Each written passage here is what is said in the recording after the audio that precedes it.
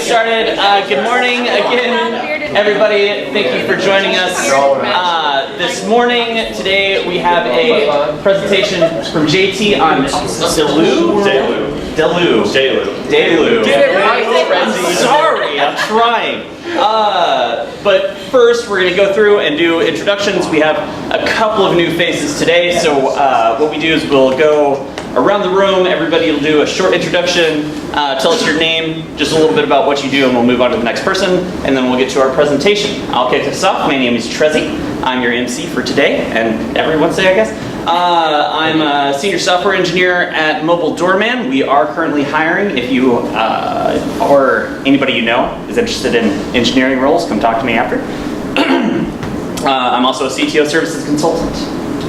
Joey Frayne, I work with Wisconsin Economic Development Corporation as a technology investment manager, so manage a few programs primarily geared towards high-growth, high-tech startups. My name is Josh Helling. I'm an entrepreneur. My background is in software product development. I consult with startups and technology and growing companies on technology and product strategy. My name is Diana Pastrana, and next week I start as the executive assistant at Aldevra.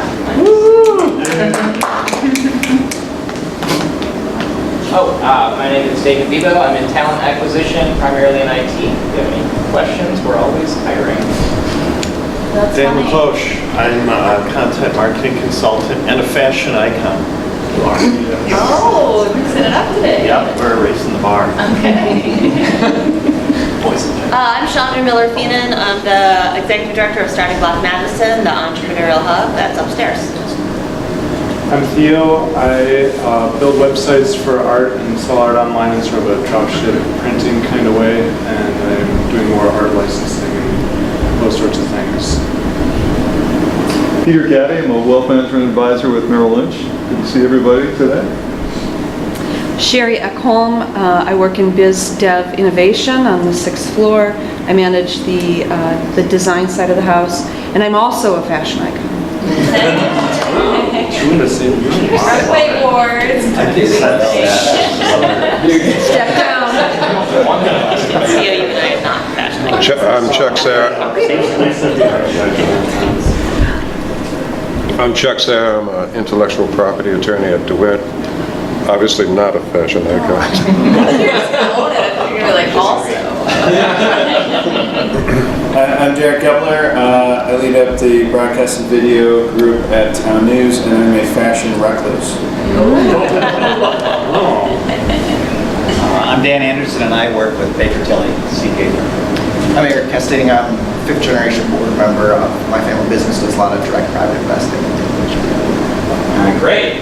So real quick, thanks to our sponsors, Starting Block for their continued support, and Dream Bank for the beautiful space. Now we're going to turn it over to JT.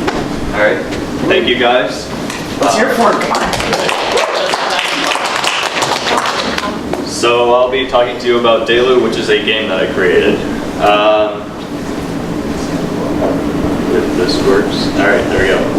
So personal background, I'm from Delafield, Wisconsin, which is like an hour east of here. That's kind of where I came up with the idea between high school and college. I built a roller coaster, so I'll show you guys a brief clip of that just because it's pretty interesting. And now I'm a junior at UW Madison studying marketing, information systems, and entrepreneurship. So here is just a brief taste of the roller coaster. Buddies Aiden Deason and JT Najedlo built their own roller coaster after watching YouTube videos. No one officially inspected it to make sure that it's going to support the weight. We just kind of go for it and hope that it works out. The cart runs on skateboard wheels. There's two on the top, two on the bottom, and two on the side. They push the cart up to the top of the launch pad. 3, 2, 1, go! The cart reaches a speed of 15 miles per hour. So far, no mishaps to the relief of JT's parents. I was relieved that it actually went well and he didn't kill himself. So that's just a brief taste of that. All right, your mom is awesome. She supported me, don't worry. I do like to build and create things, and this kind of aligns with that, just on a lot smaller and very different scale. So the game background, like I said, I created it between high school and college. I was kind of bored. I had a job, but it was done. I was in like a few weeks before school started, and I was just kind of doing things around the yard. And I had different games like beanbag toss, washers, ladder golf, but I was kind of tired of those. So I decided to create my own game, something that I'd enjoy playing, that'd be fun. And so I combined elements of skee ball, beanbag toss, golf, and washers, and fun as well. All things that I like to do, and kind of created this game. So, what is DELU? It's a popular game that involves bouncing a stress ball at a board to score points or get an automatic win. It's also an expression meaning hooray, yay, or oh yeah, usually expressed while playing DELU. That's not actually an Oxford Dictionary definition, but that's our definition of the game. So the game rules. So what you do is you stand, the board would be turned towards me, but probably like this far away, like 5 to 7 feet away, and you bounce the ball. It has to be an overhand throw, and it bounces once and only once, and you get points based on where it lands. So the top slot's the biggest one. You score 1 point if you get it in there. Then 2, 3, 4 points going down. The game's then played to 20. If you bust by scoring more than 20, you go down to 15. If the players tie at 20, then they go down to 10. Now, the small box on top is an automatic win with an asterisk. What happens then is the ball is removed from that box, and then the other player has their remaining balls from that round to either score 20 or make it in the box as well to tie it up and send it to overtime. So, for example, if the person with the green balls, they make it in the box on their first throw, the other player will have their 3 balls left from that round. So they'll take the ball out, and then they can either make it in the box to tie it up, or if they need like 5 points, then they can try and score 2 and a 3 or 4 and 1 to get there and tie it up. So kind of the unique selling proposition, what makes it different is, well, one, it can be played inside or outside. A lot of similar games can't really be played inside, so like beanbag toss, washers, spike ball, ladder golf, those all take up a fairly large amount of room, and odds are you'll hit something in the course of play. DELU is relatively contained in the area, so you're not going to break anything unless you deliberately throw the ball at something, which shouldn't happen, but you only need a space probably this wide, and then something that's like 7 feet long, and you'll be able to play it. And then on top of that, it requires some skill and some luck, which keeps it fun. It does require skill to get it where you want the ball to end up, but it also requires some luck whether or not it's going to stay in there. There's times where it lands in the 3 and bounces up into the 1 slot. There's times where it might bounce into the 2 and roll down into the 4. So, say you only need 2 points to win. You hit the 2 like you wanted to, but then it rolls into the 3, then you bust. Then the other player might be able to score enough points to win that round, and you end up losing. So that keeps it interesting and exciting.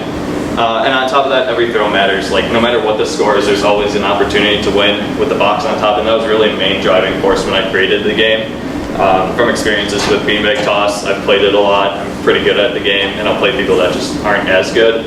And the game's not really fun for either of us because it gets to a point where I'm winning by a lot, so it's pretty much just I'm going to win the game, and for them, they're down by a lot. They really don't have a chance to win.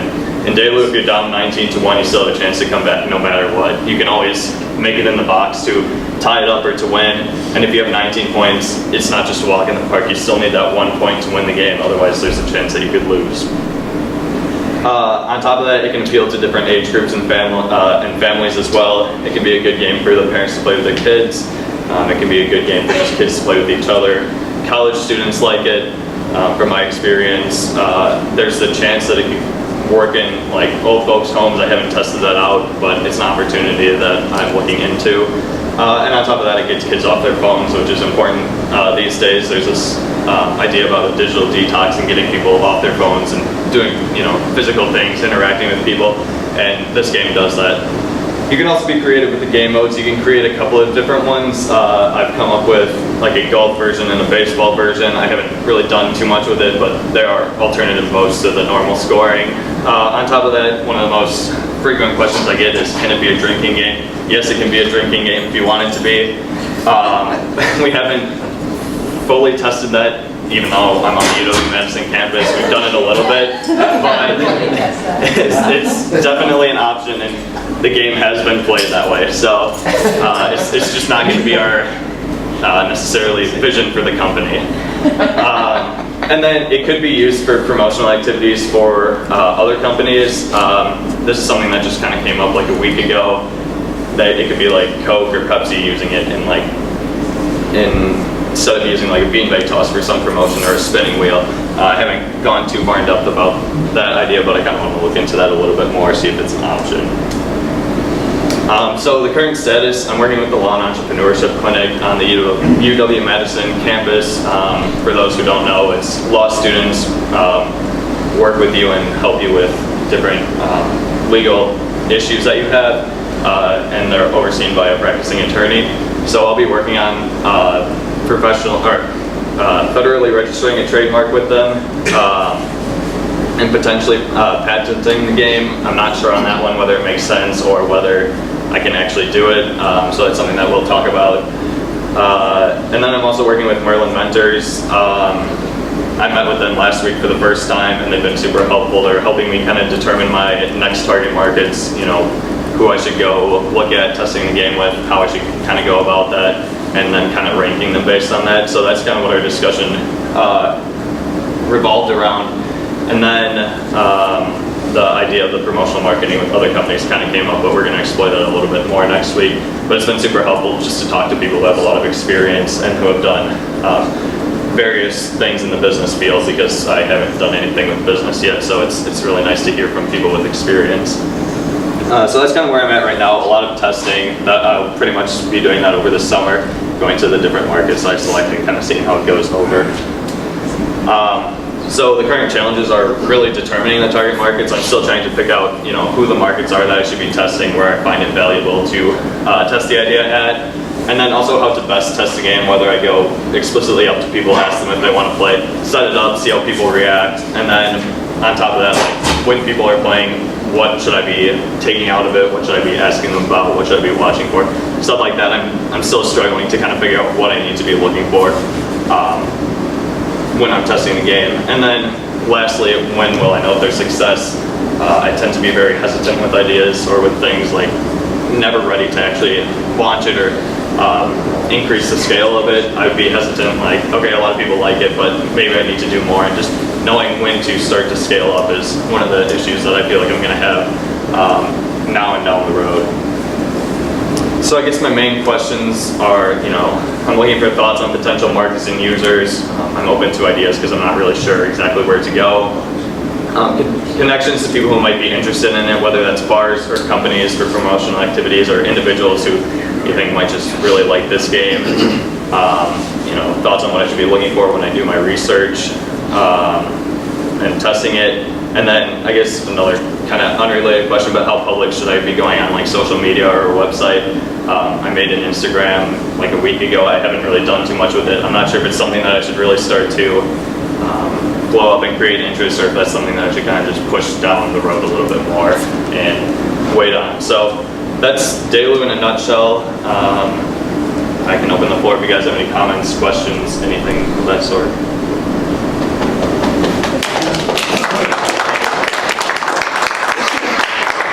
Comment about that one picture where the two guys are playing, looked outside of their apartment on campus. Yeah. Wasn't that guy throwing underhand?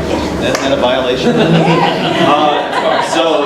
So that's my roommate. We've kind of talked about his throw a little bit. He kind of like pushes it out.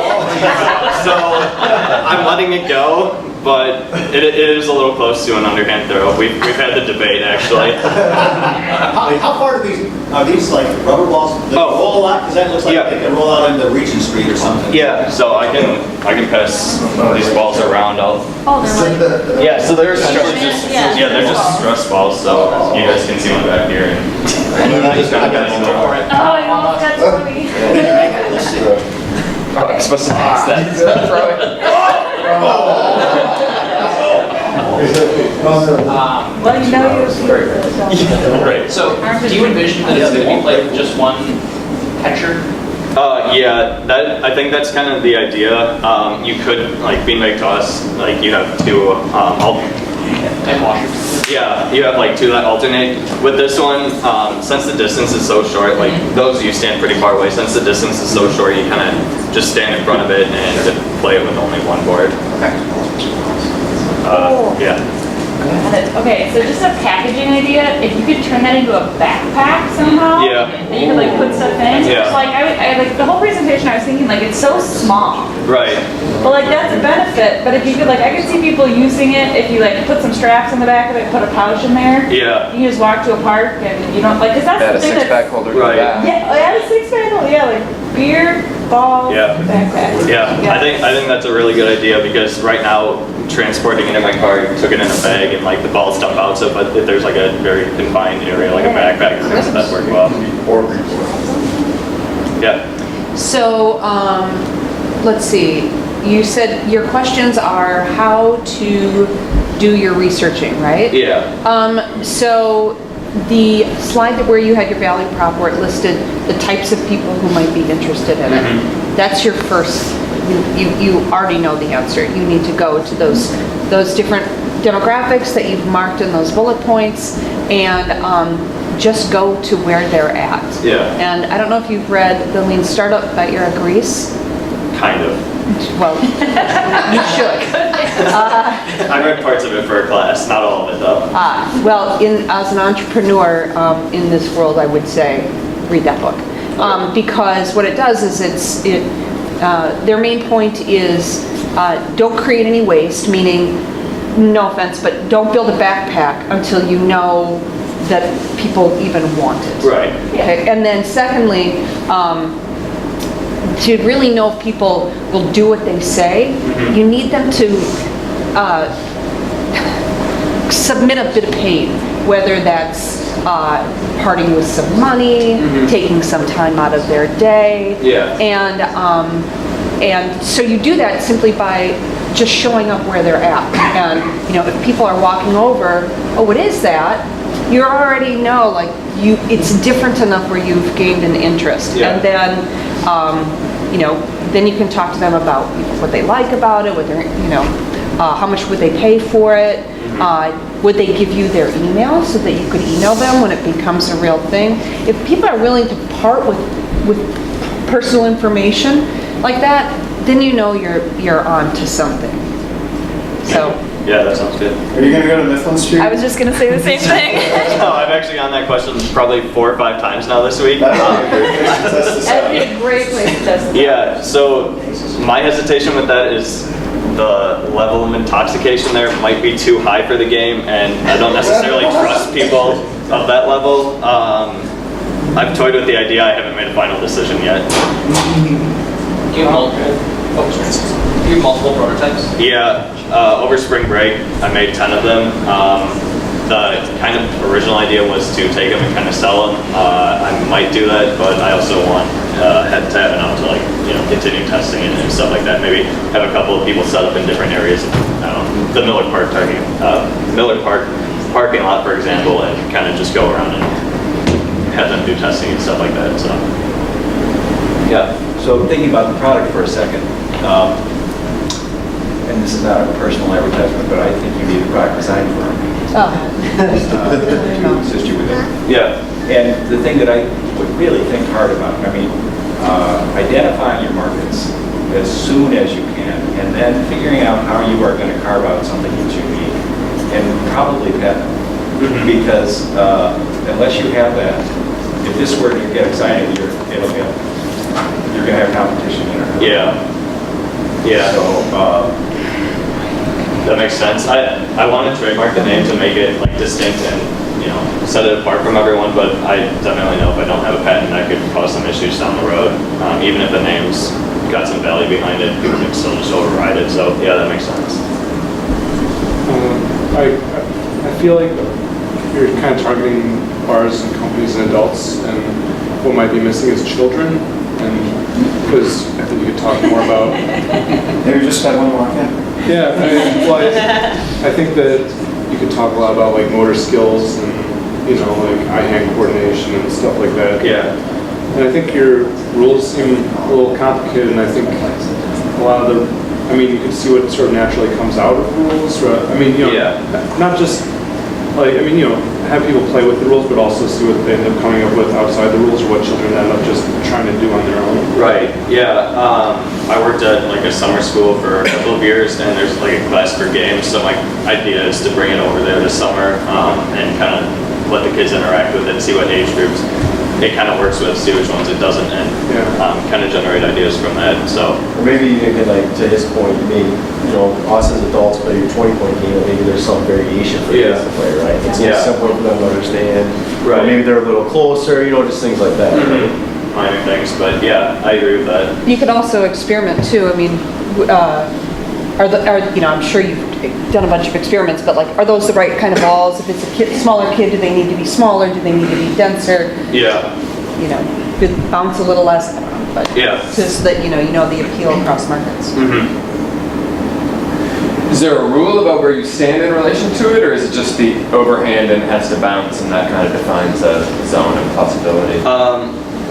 And those are, like, it is overhand and it has to bounce, and then, like, we recommend, like, 5 to 7 feet standing away, but of course, you know, depending on skill level and ability, you can move it back if you feel more comfortable with that, or you can move it closer if it's more difficult. Like, the closer you get, the easier it is to make it. So, you know, especially when people are, like, new to the game, they'll start out a little bit closer and then they'll start to move their way back a little bit. But going beyond, like, 7 feet gets kind of hard just for anyone to make it, because there's more variables to make the ball go straight. Yeah. I have a 5-part question and also a comment. Thank you. This is Dan Cloche's first question. A couple logistic things. Do your opponent's balls stay in the edge while you're Yeah. Okay. Except if you make it in the cup or in the top box. Okay. Number 2, have you ever played it like on a tabletop? Actually, not. No. Could be an option to explore. Number 3, what's the oldest person who's ever played? Right around 60. And then number 4, the youngest? 5 or 6. She didn't really understand necessarily how the game was played, like the rules and stuff, which, I mean, that makes sense, but, and I wasn't there for this when it happened. My parents were watching a kid, but they let her play it at our house, and she enjoyed throwing the balls at the game for a little while and then lost interest, but it stuck with her for a little bit. Following up with that, perhaps, would you consider, is there any way to like turn it into an app so that kids could just play it? That's what he's trying to do. Yeah. I am trying to avoid that route, but I think that it could be an option. And then finally, the comment is maybe somehow you could just weight the ball on one side so when you roll down the street it would kind of just wobble. Yeah, I have thought about that. I haven't figured out exactly how that worked, but I've thought about potentially different ball options, whether it's half a sphere and it's flat on one side so it stops. The biggest issue would be like tailgating at Miller Park. Ball just gone forever. So this summer I'm going to take it out there and kind of see how that works and see if that really is an issue, or you know, how that can be solved if it is an issue. You know, kind of following up on the weighted ball idea, it strikes me that with the exception of skee ball and golf, the other inspiring games, washers and bags, it seems like a lot of their popularity is that they're just a pattern that get DIY implemented. And so everybody has one, it's easy to make one, and there's really, I mean, you know, the converse of that is nobody makes any money really. Yeah. Maybe a way you split that difference is if you let the box work like that. People can make one, there are plans, you get a CNC, you know, instruction set and kind of, you know, cut wherever. But the balls need to be sold, because the balls, if you had a custom ball, just imagine like it was weighted, you know, it'd be a small package on Amazon or whatever that, you know, maybe you kind of get the best of both worlds and let it spread, but then still have some tie back to you. Yeah. And maybe, I don't know, maybe that's the part that's protectable from an IP point of view. Yeah. Because I'm not the patent attorney, but I don't know what the, you know, I mean, it's a box, right? Yeah, right, yeah.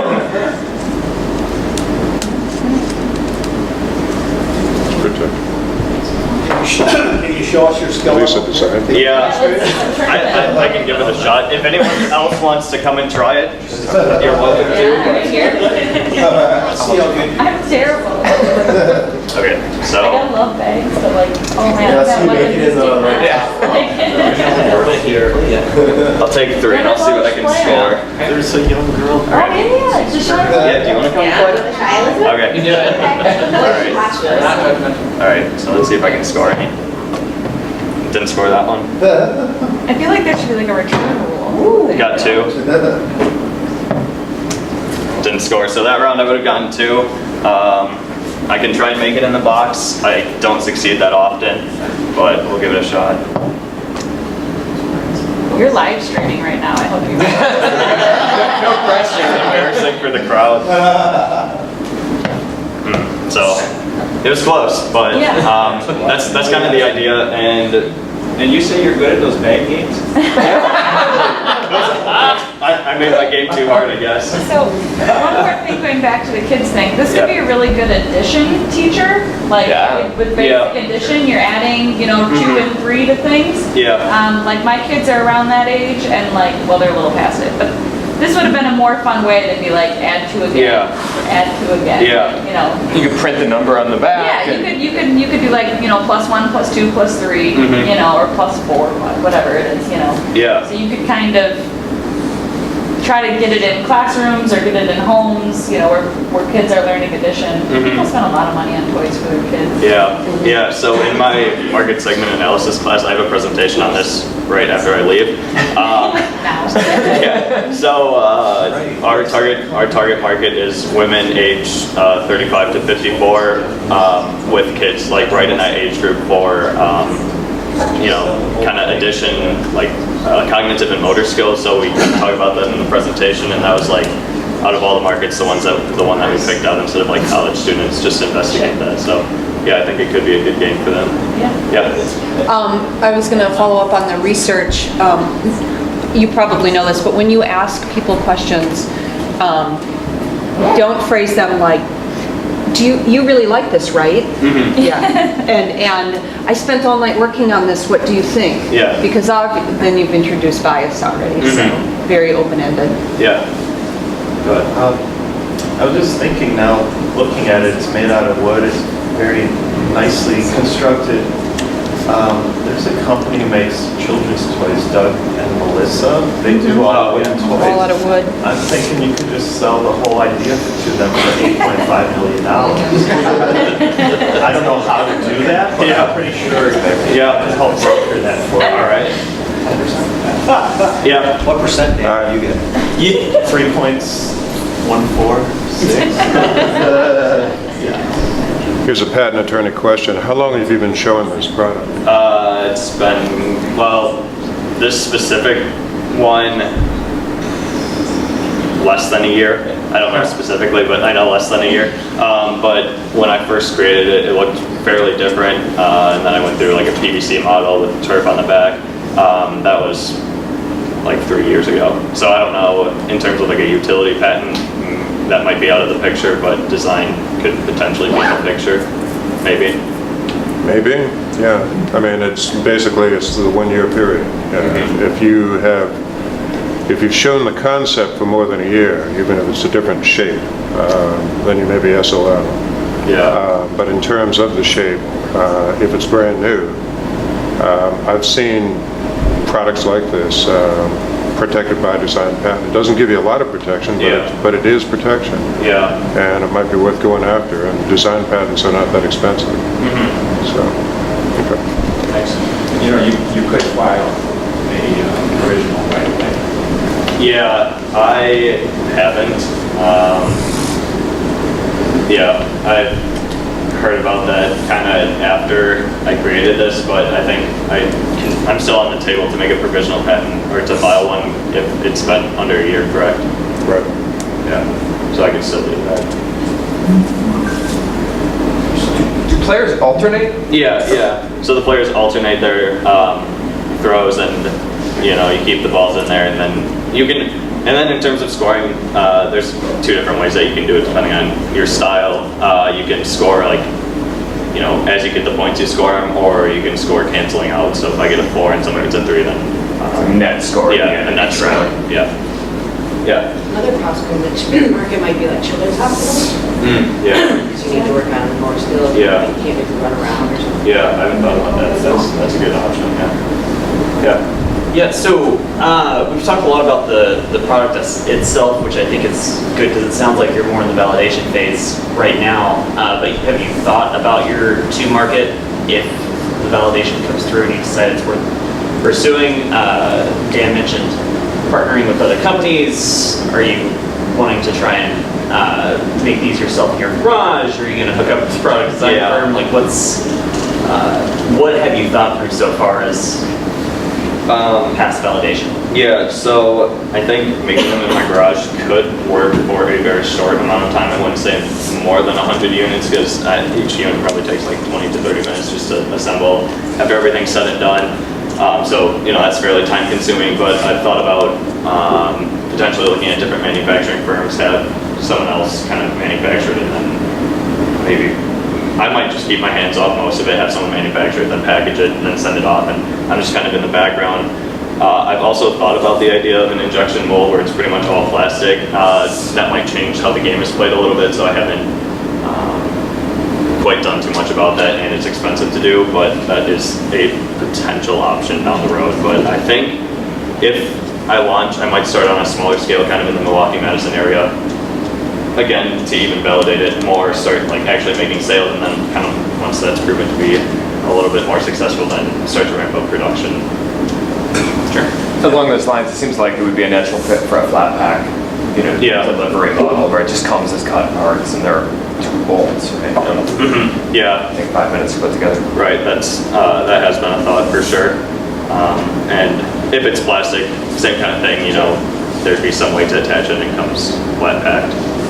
So we can probably do one more question. Yeah.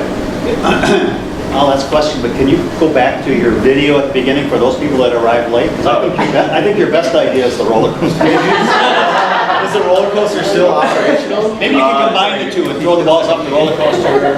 Yeah, we took it down a little while ago. Too many kids sneaking into your yard to get their first pictures. Deezen and JT Najedlo built their own roller coaster after watching YouTube videos. No one officially inspected it to make sure that it's going to support the weight. We just kind of go for it and hope that it works out. The cart runs on skateboard wheels. There's 2 on the top, 2 on the bottom, and 2 on the side. They push the cart up to the top of a launch pad. 3, 2, 1, go! The cart reaches a speed of 15 miles per hour. So far, no mishaps to the relief of JT's parents. I was relieved that it actually went well and he didn't kill himself. In New Jersey,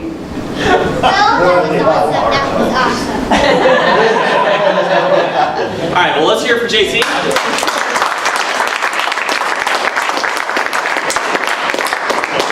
JT, if anybody wants to get in touch with you after, do you have business cards or a slide with contact info or anything like that? I do have a slide, yeah. I don't have business cards. There's been a delay in the printing process.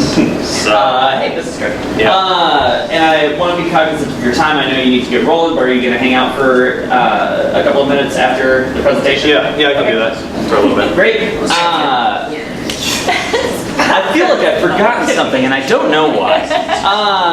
Yeah, for everybody, make sure if you don't already have it, go download the 1 Million Cups app, check in. It helps us out with Kaufman Foundation stuff. But I think that's it. Feel free to come up and talk to JT for a couple minutes after. Thanks everybody for joining us. Have a good rest of your day.